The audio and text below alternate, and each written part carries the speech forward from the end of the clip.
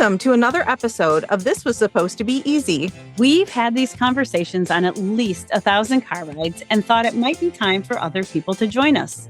This is Cheryl. And my name's Amy. So I was having a conversation with a friend, and we started talking about what are some general themes that women feel in their life. You know, we were talking a little bit about the podcast, but mainly just about ourselves. And one overarching theme that kept coming up was guilt. And so I thought, Cheryl, that maybe today you and I might have a conversation about guilt and what it's like for women and why we feel guilty over the most random thing. You Literally, I was thinking when's the last time you felt guilty? And then I'm like, no, that's a ridiculous question. Really, it is how many minutes ago, right? Like how many times a day do you feel some sort of sense of guilt? right. Like guilt that I didn't get something done fast enough or somebody, I never like anybody to be waiting on me for anything. So I'm always like, oh, let me, if somebody's waiting for something I have to do a part of a project, I'm like, I better get that part over right away. Or I need to check my email for this, or I need to, I felt it all the time when my kids were in school. Did I donate enough to teacher recognition? Did I volunteer to go on this field trip? Did I do our other parents or other people doing it? And even if I didn't have time, I would feel guilty then that I didn't have time to do it. And I felt the need to justify that instead of just doing the thing, guilt has been a feeling that I think I have had my entire life. I think you hit the nail on the head with one of the words you just included, which was the word time. I would like to talk about the relationship between guilt and using or even acknowledging that you might have free time, right? Free time, what's Or that? right, or restful time. Yeah. Um, like I walked into my home office this morning to sit down with you, and I had to climb over a couple of piles because I started to clean my office. And my strategy was to start taking piles that were in the office and sorting through them and separating them into their topics. And I had to open the door and sort of move into our window space area. And so I had to walk over those piles to come in the office. And I sort of had that sense of, oh, you didn't finish this when you started it. And yet you just spent 2 hours sitting around drinking your coffee, or you spent yesterday enjoying time outside. It was like my own project, right? Nobody else in the moment put that pressure on me, but I felt that guilt of, oh, there, my piles are still sitting there and I did something for myself yesterday. That doing something for yourself. And the hard part about it is we're told all the time, take time for yourself. Make sure you're prioritizing yourself. Make sure you're taking the time to do those things. But living it and knowing we should do it are two very different things. Well, and we should do it, right? Like Yeah. sometimes I feel like it's just words. People say that, but I don't know that our culture really allows for it, or that even when we say it, we actually mean it. We live in this hustle culture. We live in this needing to please other people, needing to be enough. I think I heard you say the word enough at one Right. point. Those are two conflicting ideas that we should take time for ourselves and we should take care of ourselves. But at the same time, are we allowed to be the kind of person who sets aside time for ourselves? Yes. And it makes me think too, who do we feel like we have to answer to? Guilt is an internal feeling, but often from an external source. Oh, I should be doing this, taking the time to sit and drink a cup of tea, a cup of coffee. you live at this amazing, waterfront house. I would want to be watching the waves all the time, those types of things. So taking the time to be able to do that and what that means, but then the guilt that kind of comes along with it that we put on ourselves because we think it's an external thing that I know, and I've recently recognized that other people feel this way too. But if I'm sitting down and somebody else is up and moving about or doing something, even if that's their choice, I feel guilty that I'm sitting down. Even if, let's say, I have been the one moving around and doing something for the last 3 hours. So then if I'm sitting it down, taking a few minutes for myself, I feel terrible for doing it. And so it's not restful. It's not rejuvenating. It's not doing anything that taking those few minutes should do for myself because then I just feel bad about it. When we think about those guilty feelings that we're having, it's almost like we need to learn how to process where it comes from in order to say, yeah, I'm not going to do that anymore. It's not serving me. And then truly take the restful time or truly do the thing that we need to. Mm. But I think we're also, as we talked about that hustle culture and the society pieces, I think the confusing voice from the side is, well, you need to do more. What are you doing? Why aren't you doing that? And we hear all of those things. And then we've talked a lot over past episodes about comparison. So I'm Mhm. only going to just touch, but once we start taking in how we're doing and compare it to other people, all bets are off. We're totally lost then. So we won't Yeah. even go into that big Yeah. piece today. So even sticking with but the guilt from ourselves, Yeah. what do you do? Right. So I'm just gonna say right now that I am very hopeful that this will only be the beginning, right, of a conversation. But Sure. I'm really hopeful that we can take this topic and really start to dig into ourselves and with contributions from our listeners, please. But to dig into potential ways that we can unlearn the guilt and to, I don't know, embrace this idea that rest or slowing down could be our way of showing resistance. Resistance is a word that I am embracing right now. There's a photo that will be shared from our recent episode about the t-shirt I was wearing. If anyone remembers that, right? The back of it has the word resistance on it. And a conference that I'm planning right now for August, one of the keynote addresses, talks about play as resistance. Like that's one of the keynote addresses and I can't wait, right? We're talking about early childhood, but play as resistance for us as adult women, I see our version of play as rest, maybe rest Yeah. as resistance. So I'm just saying that right up front. Like I want to get there with this conversation and our future conversations. But that comparison piece, right? When you have a conversation with somebody, and maybe I'm thinking a lot about work, but hey, how's it going is often the starter. And I think that we tend to jump right into something that I believe glamorizes overwhelm and glamorizes being too busy. If you really think about the answer you give when someone says, hey, how's it going? We often jump into, oh my gosh, I'm so exhausted, or I'm so behind, or I'm so, Or we rattle off our to-do list. yeah, like I'm never going to catch up. That's what we share. And I wonder what people's reactions would be if our answer was, hey, how's it going? And you're like, I am so rested right now. Or my body feels so great. Or I just caught up on everything and I'm going to take the afternoon off. Like do we ever say that?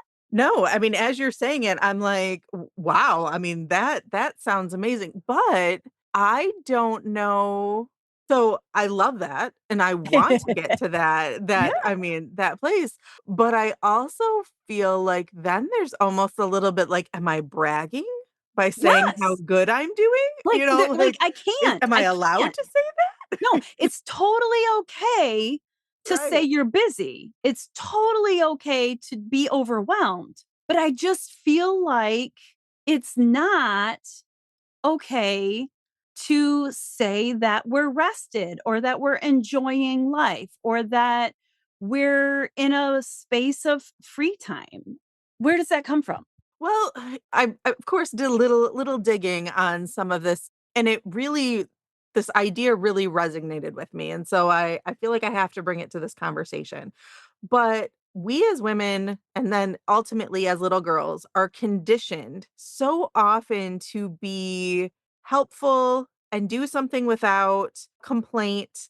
And here's our list of tasks, and do this and do this and do this. And then it's, oh, thank you so much. Even as I say it, I'm using my voice of talking higher, like when I'm talking to children. But, oh, thank you. You helped me so much. You were so helpful. Oh, you did that. Thank you. You were so quick about it or whatever. And I remember hearing that when I was a kid too, that when I was productive, I was congratulated or I was thanked.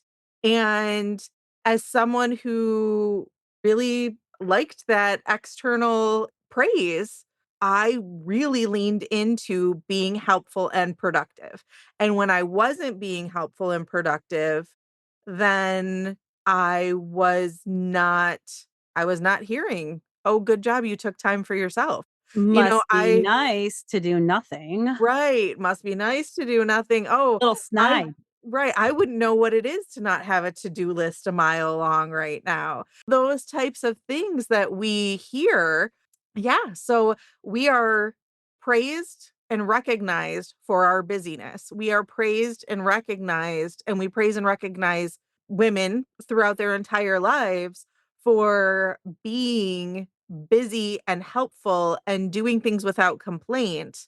And so I think that is where some of that guilt comes from. If I'm taking 5 minutes, even though I've been working for 5 hours to do something just for me, if somebody else then chooses to get off the couch or do something themselves, I'm feeling like, "Oh, I better jump back up and do it." Then that's not good.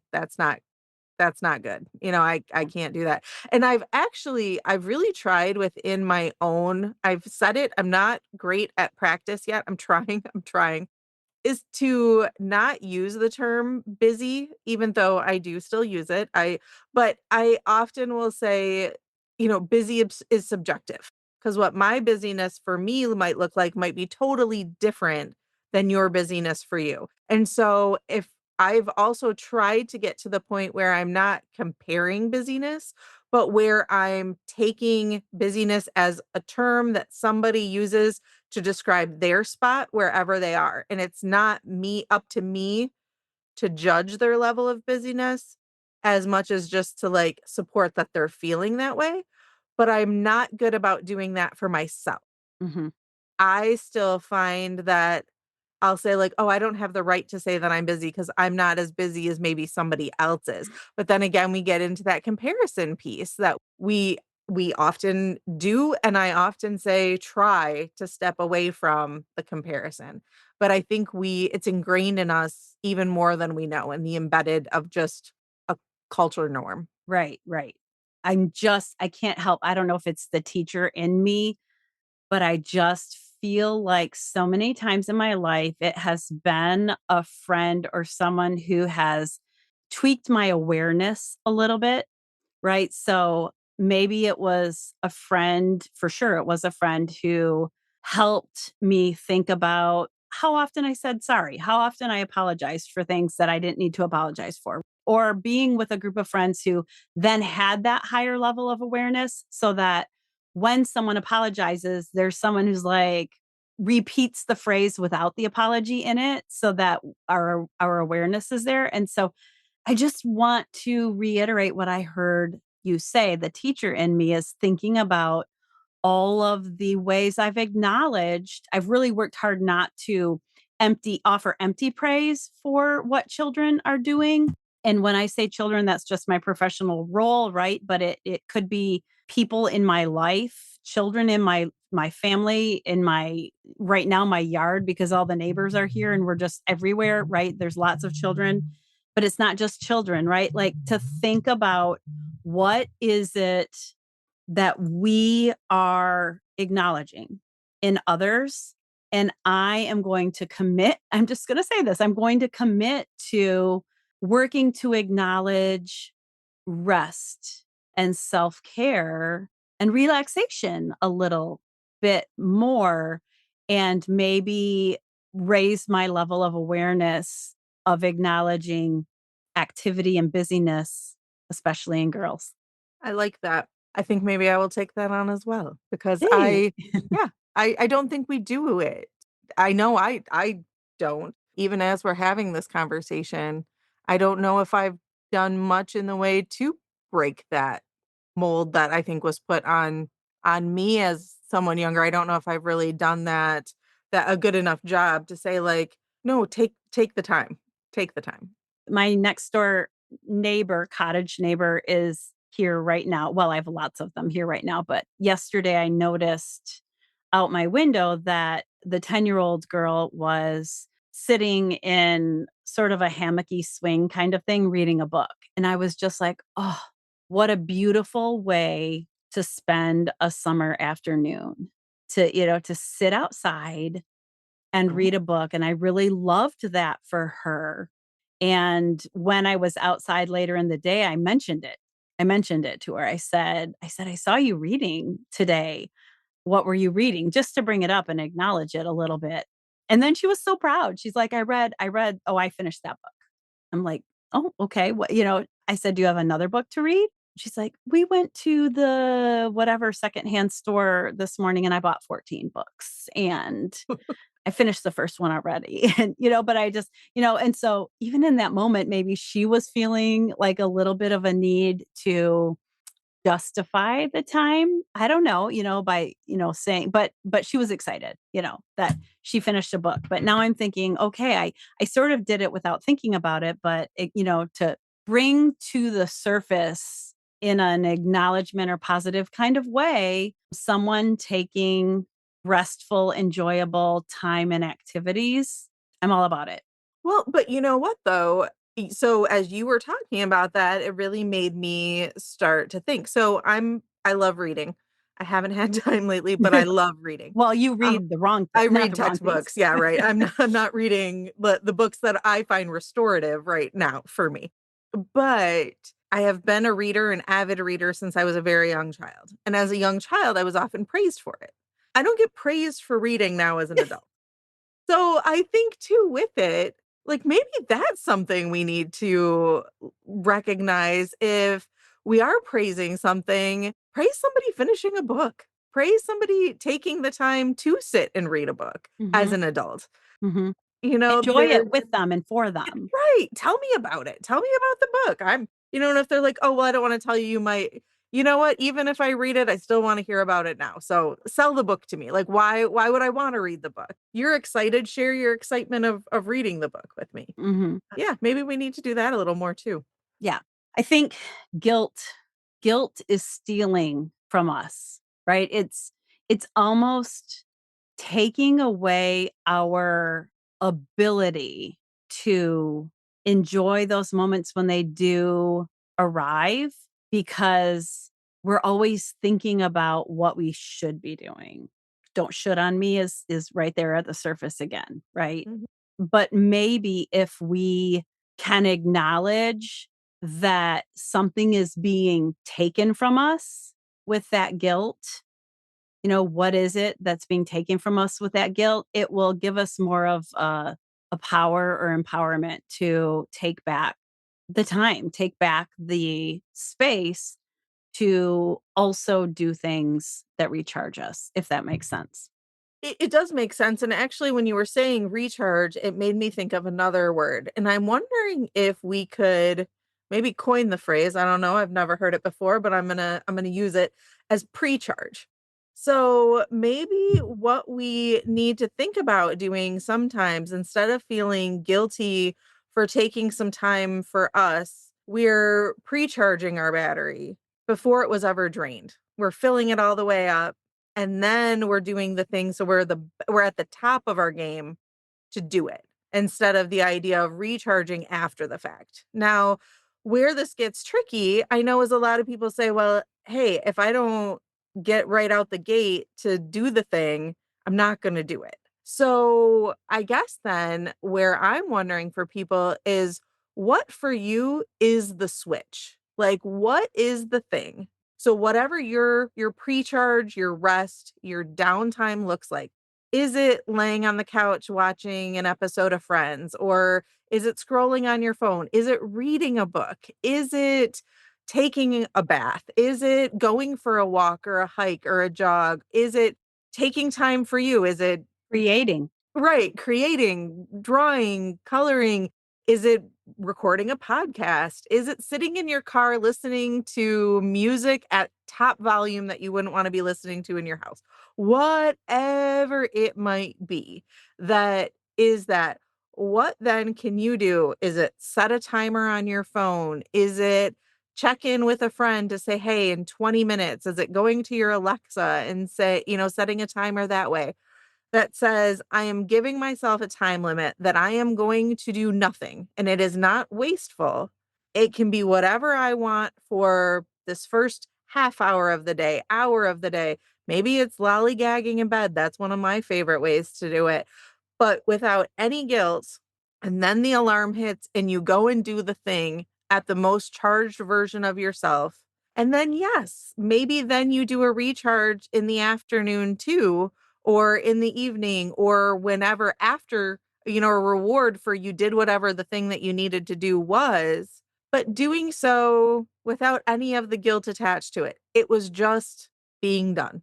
You just described self-care, or I don't even wanna use that word, right? Like, personal wellness, rest and recharge. You just described making that a part of your daily rhythm, your life rhythm, without feeling like you had to earn it first. It's redefining it. When you think about pre-charge, it's redefining it as not a reward, and I don't have Right. to earn it. I don't have to do something for it. It is an essential tool. It is an essential practice that I must have as a part of my daily rhythm, and claiming that and building it in with the alarm or the habit that you build in whatever way, it's redefined now. It feels different. Even just listening to you say that, and me maybe repeating what I hope is similar, but using some labels, I don't know. I already feel better about thinking about it. What I think about with it is there isn't the judgment with it. You know the task is gonna get done then. And so why wouldn't you wanna bring the best version of yourself to the task? Because I think really as women, most of the time, we're walking around in a half zombie-like state of stress anyway. If you check in with anyone, the idea of, are we eating well? Are we going outside? Are we taking in nature enough?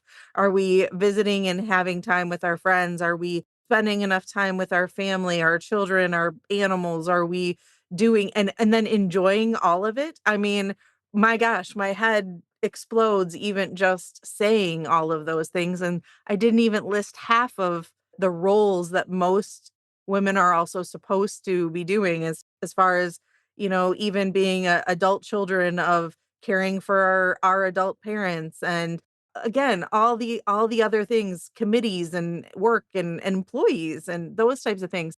So, I think if we can somehow tell every woman out there right now, we're not looking at you saying you need to be doing more.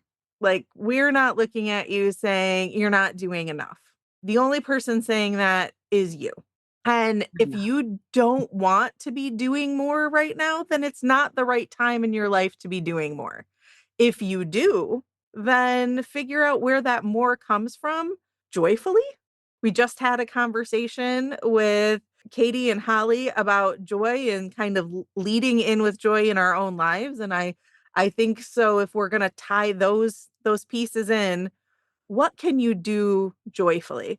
A good friend of mine, Dr. Shereen McHenry, I've done a lot of training. She's helped do some trainings and we've had lots of conversations. But one piece of kind of life advice that she gives that I have taken really to heart is, what can I say yes to joyfully? Because no one deserves my negativity when I say yes. And so, one of the things that I have really leaned into lately, and then walking away. So, if somebody asks me to do something and I can't say yes to it joyfully, it means I don't have the bandwidth. I don't want to do it. Like any of those things, it is not fair for me to say yes and then give them a less than good version of myself because I'm feeling guilted into doing something. I'm feeling gross about doing it. I don't have the time and I didn't really want to. And now I'm ticked that you even asked me. That's not fair.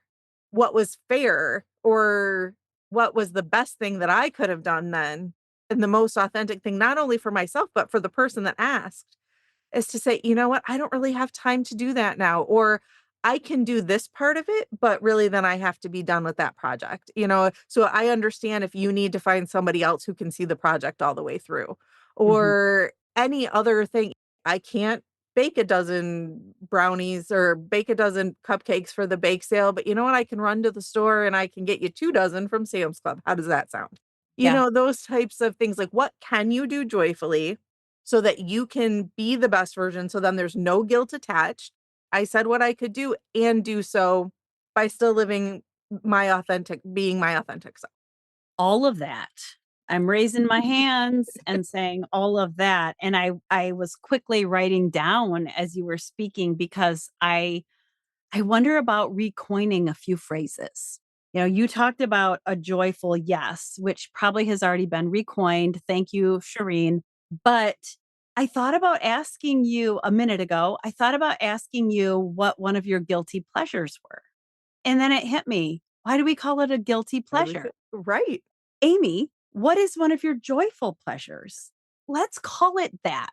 Everyone, let's Yes. stop allowing guilty to be part of our pleasure. Well, because one of the things that popped into my mind that I love to do in the summertime and have not had time to do yet is I love to be poolside. I like to have Mm. a great drink, alcoholic or not, whatever, and be with friends and be poolside. And I have not gotten to do that yet this summer. And even thinking that that is guilty is because I'm doing it while I'm not working, right? Like Yeah. I'm not being productive in any other way would make it feel guilty. And so yeah, I love the idea of recoining it and saying joyful. Same thing with reading. To me, reading should not be guilt induced. Like if you're not a reader and you feel like you have to read and that's causing you guilt, or if you love to read and you don't have the time for it, neither should make you feel guilty. Reading should be a pleasurable experience. I think we want to encourage reading in the same way we encourage it for children, we want to encourage it for adults, right? And art. Why don't we celebrate individuals who create more?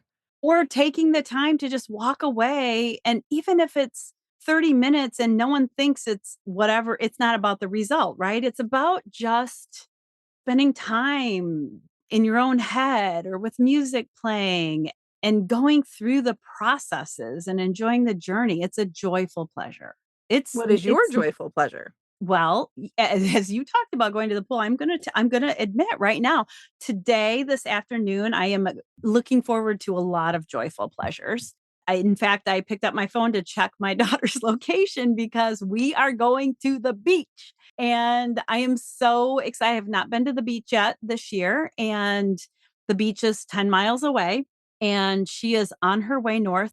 I am going to pack the cooler and my book and make sure my phone has a couple playlists downloaded and that the speaker is charged because there's no cell signal at the beach. And we are going to enjoy a joyful afternoon in the sand with Lake Michigan and the sparkling water and the sounds of summer, right? Like different people's speakers up and down the beach and hearing children laugh. And I'm going to take my book.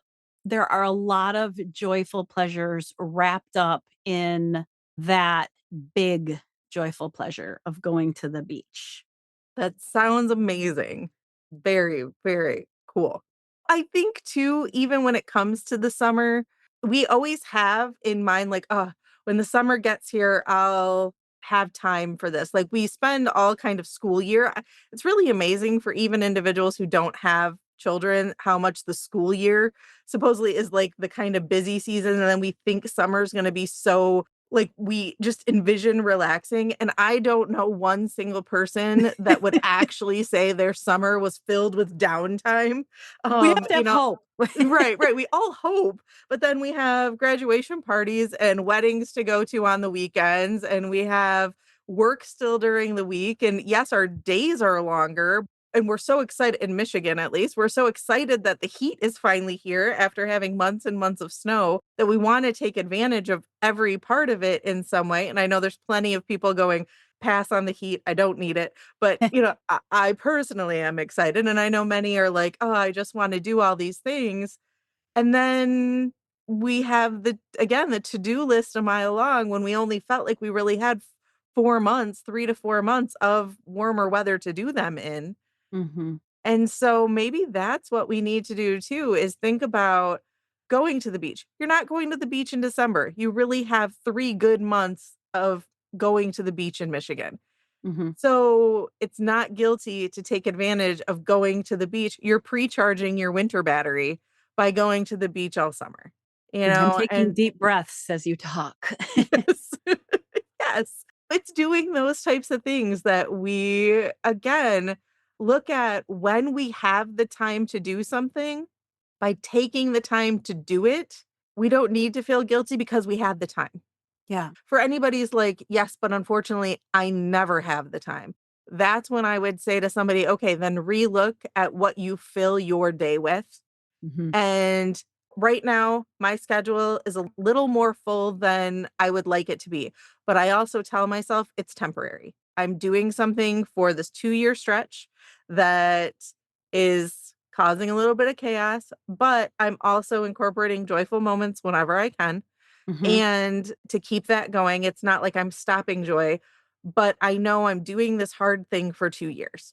Yeah. Where I think then if you think about that and put kind of that time thing on it, I'm doing this thing for however long, but I'm still gonna take the moments and I'm still going to be able to incorporate and do it might look a little shorter, right now. Like you might not get to if let's say you're going like, "Oh, yes, but I'm doing the hard thing right now and so I don't have time." Okay, so then maybe I like someone for like me, I go to the pool for an hour, I don't go to the pool for a day. Yeah, yeah. But I still go and I'd still do it. Well, and the other thing I'm going to say that I notice about you, number 1, maybe you're not reading the fun books. And I'm going to diagnose no, not really. Because you have to read the academic book and articles, it might mean that reading for fun just that's not the thing right now because you're already reading so much, right?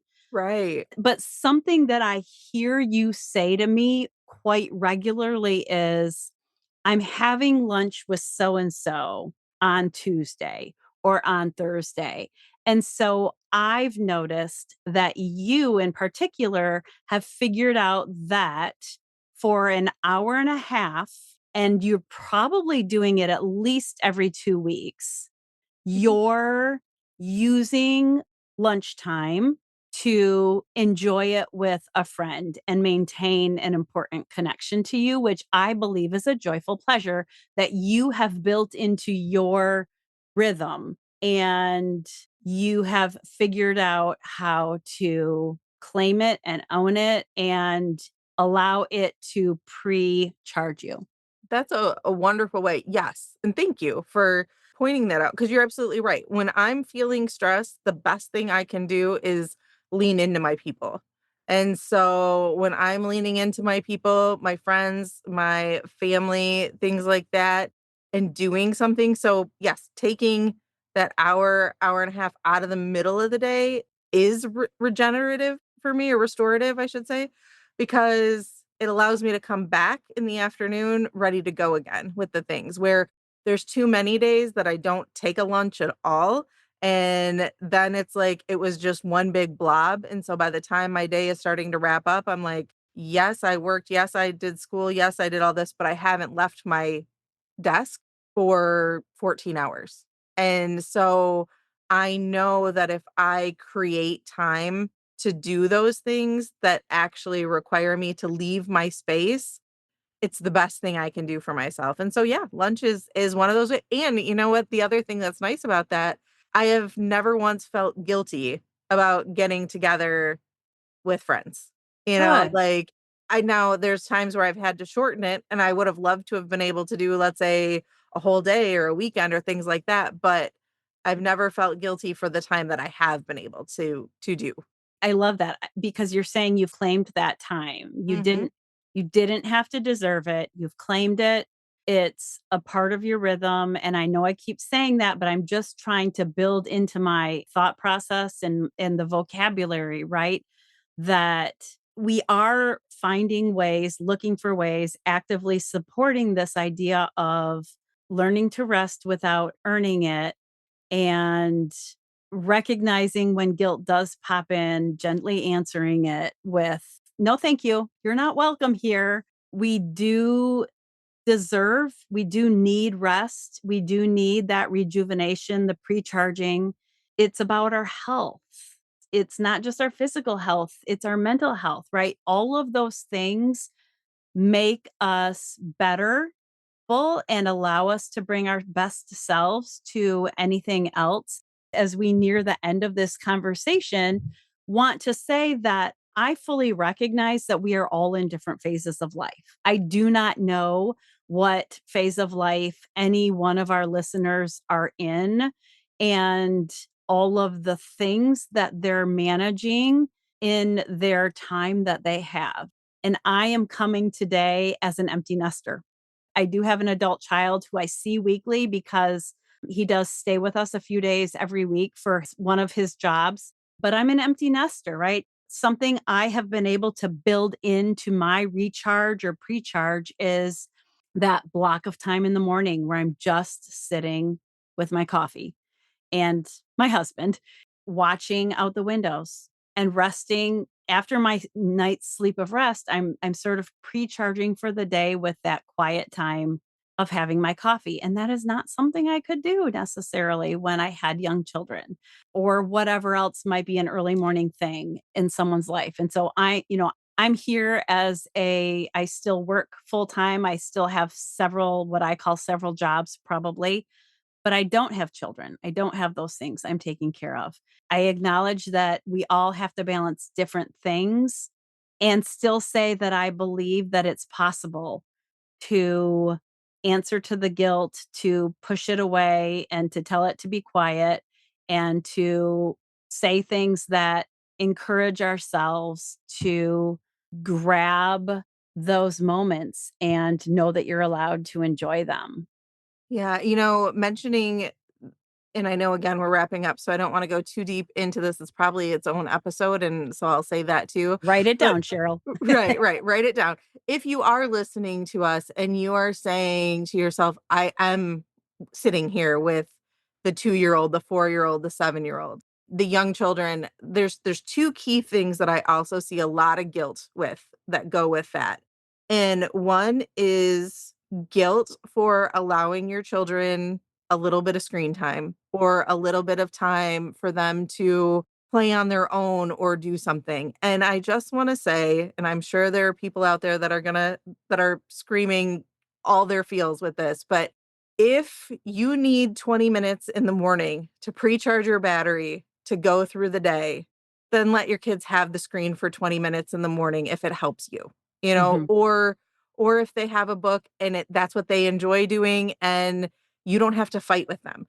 It's not a reset for you if you have to fight with them the whole time to do it. So, whatever it is that you need. I remember for myself, I used to get up 20 minutes earlier or 30 minutes earlier, sometimes even an hour, to give myself 30 minutes before anybody else in the house woke up. Now, some people would say, give me my sleep. For me, I just liked to be able to sit in the house for a couple minutes and have it be quiet. The other thing that I want to say with that too, and again, this is where I say it could be its whole episode. You do not need to feel guilty for not enjoying every second of motherhood. Like, if and I say that Yes. having 3 children, that teenagers, and yes, we are on the far side of newborn 1 to 4, 5, 6, as I'm sitting here with my 13, almost 16, and almost 20-year-old, but you don't. Like, and I think that that is another guilt-driven moment that I hear so many people say is that, I wanted to be a mom so bad and I love my children, but I do not love every moment of being a mom. And Mhm. then the guilt that they feel with that, individuals feel with that. So if you are sitting there, thinking that ever in your life, I just want to say, let go of that guilt. We don't Yes. enjoy, I don't even enjoy cake every time I eat cake. So we don't have to enjoy everything. And we especially don't have to enjoy everything because somebody else tells us we should love every moment of everything that we're experiencing. Mm, So let go of any guilt. Big breath in, blow it all away. mm, You don't, mhm. I'm giving you permission right now. Preach You it, don't have preach to. it. Yes, Amen. yes. But I felt like those needed to be said as we were talking Yes, about the different stages that people might yes, be listening to us. I yes, think that it's okay to say we are not enjoying every aspect of our life at all times. And yes. so whether that whatever phase that is. And it's a balancing act. Right. Hear me say one of my favorite phrases that does make people's eyes pop. Stop shooting on yourself, Yes, I've right? heard you say it many times, and it's a good saying. It's a It good one. yeah, that I mean, stop shooting on yourself is guilt. You are not welcome here. You are not welcome here. I'm going to reclaim these moments for myself that are essential with kindness instead of guilt. Doing nothing isn't a failure. It's a full body yes. Bring it on. Thanks for tuning in to This Was Supposed to Be Easy. Remember, the best stories are the ones we live. Join us next time as we uncover more tales and thoughts that just might change your world while we navigate those things that we didn't expect to be so hard. Stay curious, stay connected, and keep wondering.